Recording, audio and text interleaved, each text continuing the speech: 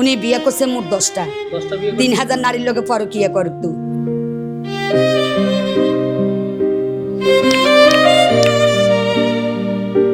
এটা কোনো নাটকের গল্প নয়, এটা বাস্তবের হালিমা বেগম, বয়স 45। কারি আব্দুল মুমিনের 7 নম্বর স্ত্রী। এর আগেও একটি বিয়ে ভাঙার পর নতুন করে সংসার শুরু করেছিলেন হালিমা, কিন্তু সেই স্বপ্ন খুব বেশি দিন টেকেনি। দুইজনের সম্পর্ক করে 10 লক্ষ টাকা মোহরানা আমার করছে এবং মাদ্রাসা দোতলায় জায়গা দিবে বলে। আমার 3টা বাড়ি আছে, এটাও বলছে বউ। মানে আমি তার সমাজের ভিতরে আসি শুনি আমি 7 নাম্বার বউ, এবং সে মাসে মাসে বউ ইউজ করে এবং নারীদেরকে রাত্রে রাখে, সকালে 1000 টাকা দিয়ে পাঠায়, আবার অভিযোগ করে ওইগুলোকে সমাজের ভিতরে টাকা খাওয়ায় ছাড়ে দেয়। কারি আব্দুল মুমিন, যার বিরুদ্ধে অভিযোগের তালিকা বহু লম্বা।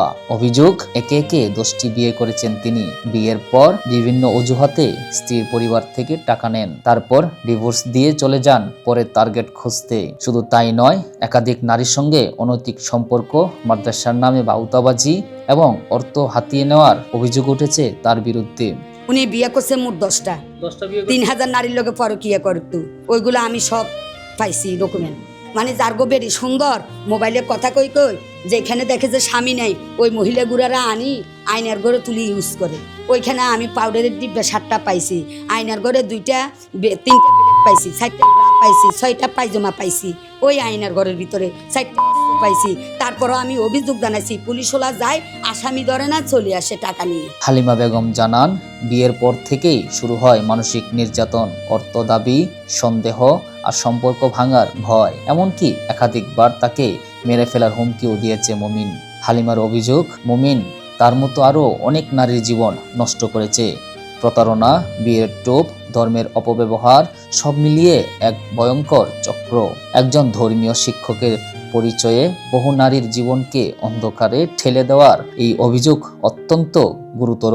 ওনার নাম কারি আব্দুল মুমিন, মাই টিভি। এই নাম্বার দিয়ে মহিলাদেরকে কথা বলে বলে আসো, আমি 2 ঘন্টা এই ধরনের কথা বলে যখন আমি শুনতে পাই তখন উনি আমারে মারে।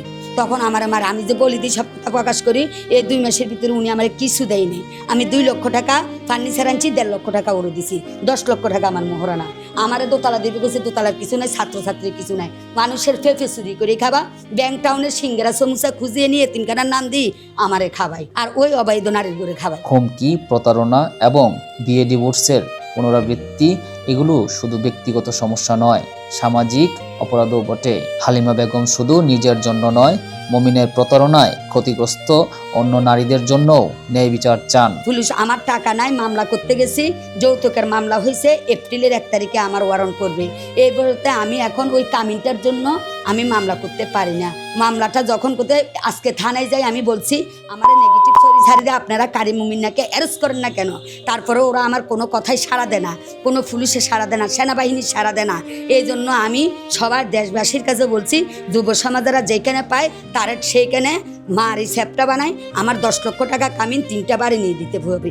এখন প্রশ্ন, অভিযোগ প্রমাণ হলে এই সিরিয়াল প্রতারকের বিরুদ্ধে আইন কি ব্যবস্থা নেবে? ক্যামেরায় আশিককে সঙ্গে নিয়ে আমি মোহাম্মদ সোহেল রানা, ঢাকা প্রেস, ঢাকা।